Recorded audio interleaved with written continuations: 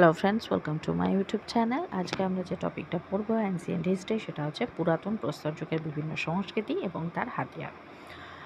তো এর আগে আমরা যেটা দেখেছি যে এর থেকে আধুনিক মানুষের বিবর্তন, এটা কিন্তু একটা জটিল প্রক্রিয়া, যেটা আর্ডিপেথেকাস ড্যামিডাস থেকে শুরু এবং হোমো স্যাপিয়েন্স থেকে এর শেষ।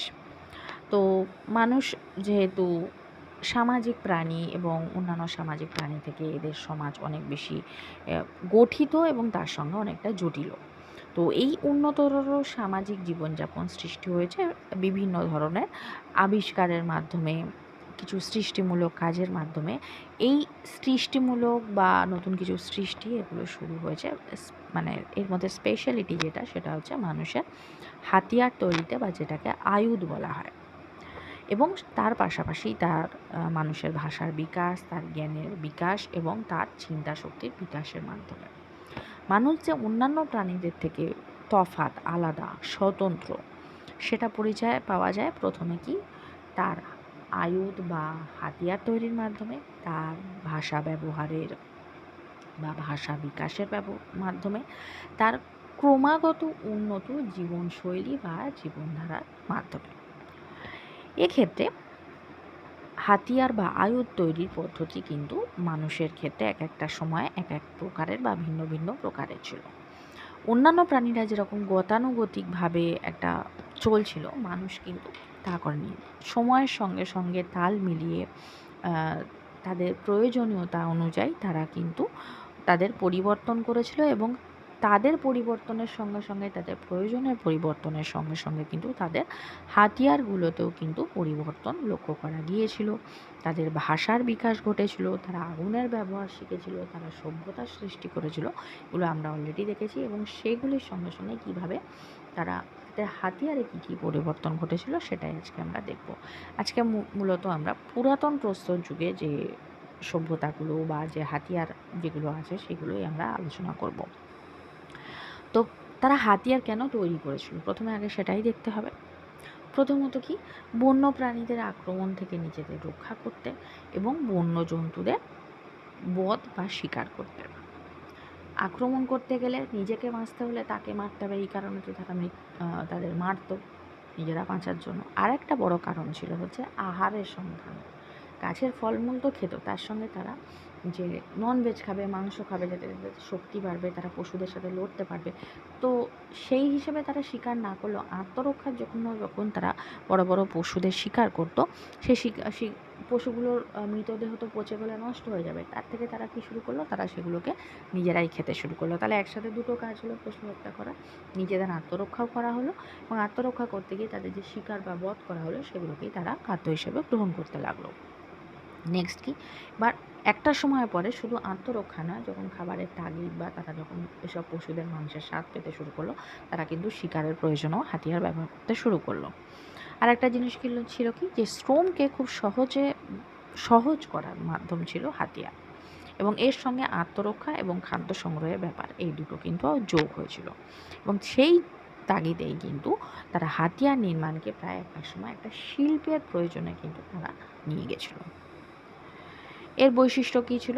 প্রথম, একটা তো ছিল যে শ্রমকে সহজ করার মাধ্যম ছিল হাতিয়ার। প্রস্তর যুগ বলা হচ্ছে মানে হাতিয়ারগুলো ছিল মূলত পাথরের তৈরি। হাতিয়ার নির্মাণকে তারা যখন দৈনন্দিন জীবনে ব্যবহারের কাজে, শিকারের কাজে, আত্মরক্ষার কাজে, খাদ্য সংগ্রহের কাজে, শ্রমকে সহজ করার পদ্ধতি হিসেবে সব ক্ষেত্রেই যখন হাতিয়ারের ব্যবহার গুরুত্বপূর্ণ হয়ে পড়েছিল, তখন কিন্তু তারা এর ব্যবহার করতে করতে, তৈরি করতে করতে এটাকে একটা সময় একটা আর্ট বা শিল্পের জায়গায় নিয়ে গেছিলো। প্রথম প্রাথমিকভাবে তারা অসম এবং অমসৃণ পাথর হাতিয়ার হিসেবে ব্যবহার করতো, এবং পরে পরে আস্তে আস্তে সেটা মসৃণ পাথর তৈরি করেছিল। যেসব পাথর দিয়ে তারা মূলত তৈরি করতো হাতিয়ার বা আয়ুধ, তার মধ্যে প্রধান ছিল বা উল্লেখযোগ্য ছিল হচ্ছে ফিয়াক আর ফ্লিন্ট। ফিয়াক হচ্ছিল একটা স্তর বিশিষ্ট পাথর, আর ফ্লিন্ট সে হচ্ছে চকমকি পাথর, যার দ্বারা ভবিষ্যতে তারা আগুনের ব্যবহার করতে শিখেছিল। ফ্লেক শিল্প চরম উৎকর্ষতায় এই সময় লাভ করেছিল। তাহলে ফ্লেক শিল্পটা কী ছিল? ফ্লেক শিল্প বলতে যেটা বলা হচ্ছে সেটা ছিল পাথর দিয়ে ছোট ছোট মানে সূক্ষ্ম যে হাতিয়ার তারা তৈরি করতো সেগুলো দিয়ে তারা বিভিন্ন হাতিয়ার যন্ত্রপাতি তৈরি করেছিল। যেমন ধরো বিভিন্ন হাতিয়ার তৈরির কৌশল, ছোট ছোট যন্ত্রপাতি, শিকারের সুবিধার্থে পুরাতন প্রস্তর যুগে মানব যেসব হাতিয়ার ব্যবহার করতো তার থেকে একটু আলাদা সূক্ষ্ম, যেমন ধরো ব্লেড, কুঠার, তারপর ছিদ্র করা সূচালো পাথর, বর্ষার ফলা, তীর, এগুলোকে ফ্লেক্স শিল্পের মধ্যে পড়া হয়েছিল। পরবর্তীকালে যখন ব্লেডের পরিমাণ ব্যবহার হলো তখন সেটাকে ব্লেড বা বিওরিন শিল্প সংস্কৃতি বলা হলো। এই যুগের উল্লেখযোগ্য যেসব হাতিয়ার ছিল তার মধ্যে ছিল হচ্ছে হাত কুঠার, চপার, শাবল, ছুরি, চাকতি, এগুলো ছিল। এবং সাধারণভাবে বন্য যেসব প্রাণী ছিল, ছোট বড় বিভিন্ন সাইজের যে পশু ছিল, তাদের শিকারের জন্যই এই অস্ত্রগুলো বা হাতিয়ারগুলো ব্যবহার করা হতো। এখানে দেখো যে প্রাচীন প্রস্তর যুগের যে অস্ত্রগুলো বলা হচ্ছে, প্রথম দিকে একদম লেফট সাইডে যেগুলো আছে, প্রথমে শুধু মসৃণ পাথর, বিভিন্ন একটু সুচালো টাইপের পাথরগুলো ব্যবহার হয়েছে। তারপরে আস্তে আস্তে প্রয়োজনীয় তাগিদে তার থেকে তারা কিন্তু আরও সুন্দর এবং সূক্ষ্ম সূক্ষ্ম অস্ত্র তৈরি করতে শিখেছিল। এর মধ্যে যেসব যে কালচার সেগুলো যে এসেছিল সেগুলোর মধ্যে কী কী? নিম্ন পুরাতন যুগের ও মধ্য পুরাতন যুগ, প্রস্তর যুগের যে সংস্কৃতি ছিল সেটাকে বলা হতো কিন্তু আয়ুধ সংস্কৃতি, বা যেটাকে আমরা হাতিয়ারকে আয়ুধ বলা হয় সেই সংস্কৃতি। তার মধ্যে কী কী ছিল? তার মধ্যে ছিল ওল্ড ওয়ান, আশুলিয়ান, অ্যাবিভিলিয়ান, ক্ল্যাকটোনিয়ান, লেভালয়সিয়ান এবং মুস্তেরীয়। এগুলো একটু শর্টে দেখে নিই। ওল্ড ওয়ার্ল্ড সংস্কৃতি বলতে যেটা বলা হচ্ছে, এই ধরনের হাতিয়ার যেগুলো পাওয়া গিয়েছে নিদর্শন, তার মধ্যে প্রাচীনতম হচ্ছে ওল্ডুভাই হচ্ছে পাওয়া ওল্ড ওয়ান আয়ুধ। এই হাতিয়ারগুলি তৈরি হয়েছে আজ থেকে প্রায় 20 লক্ষ বছর আগে, এবং এদের নির্মাতা ছিল মনে করা হয় হোমো হ্যাবিলিস এবং হোমো ইরেক্টাস মানব গোষ্ঠী। আশুলিয়ান সংস্কৃতিতে কি দেখা গিয়েছে? পুরাতন প্রস্তর যুগের হাতিয়ার তৈরির ক্ষেত্রে এদের প্রযুক্তিগত উন্নত খানিকটা হয়েছিল, এবং প্রধানত হয়েছিল হোমো ইরেক্টাসের হাত ধরেই। অ্যাবিভিলিয়ানে কী দেখা গেছিলো? নিম্ন পুরাতন প্রস্তর যুগে হোমো হ্যাবিলিসরা অ্যাবিভিলিয়ান নামক এক প্রকার হাতিয়ার তৈরি করেছিল। তারা প্রকৃতি থেকে প্রাপ্ত হাতিয়ারকে আরও বেশি ধারালো, ভেঙে সরু এবং পাতলা করেছিল। চপার এবং মোটা ধরনের হাত কুড়াল এবং মোটা ধরনের ছুরিও এই যুগে তৈরি করেছিল। নেক্সট হচ্ছে ক্ল্যাকটোনিয়ান। হাইডেলবার্গ মানুষ, জাভা মানুষ এবং পিকি মানবেরা ক্ল্যাকটোনিয়ান নামক এক ধরনের হাতিয়ার তৈরি করেছিল। তারা পাথর থেকে অপরিকল্পিতভাবে চোখলা তুলে তা থেকে অস্ত্র তৈরি করতো, যেটা ফিয়াক অর্থাৎ স্তর বিশিষ্ট যে পাথরগুলো ছিল সেখান থেকে তৈরি করেছিল, যেমন হাতকুড়াল, ক্লিভার ইত্যাদি। এরপরে হচ্ছে লেভালয়সিয়ান। এখানে এক প্রকার নতুন হাতিয়ার সংস্কৃতির জন্ম নিয়েছিল। পাথর থেকে পরিকল্পিত উপায়ে চোখলা তুলে তুলে তা থেকে অস্ত্র তৈরি করা হতো, যেমন ধরো সরু ধারালো মুখের অস্ত্র, অর্থাৎ তীর বা বর্ষার যে ফাল সেগুলো, বা কোনো কিছু চাঁচবার যে যন্ত্র সেগুলো তৈরি করা হয়েছিল। লাস্ট কী ছিল? মুস্তেরীয় সংস্কৃতি। ফ্রান্সের লা মুস্তের অঞ্চলে উন্নত এক হাতিয়ার বা আয়ুধ সংস্কৃতির জন্ম হয় মধ্যপ্রস্তর যুগের একদম শেষে। এগুলি নির্মাতারা ছিল মনে করা হয় যে নিয়ান্ডারথাল ও তথাকথিত আদি হোমো স্যাপিয়েন্সরা।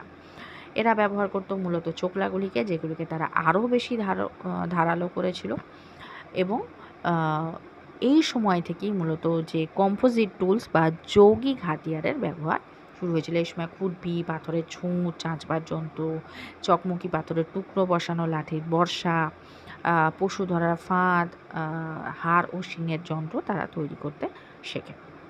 এটা তো নিম্ন মধ্যযুগের হলো।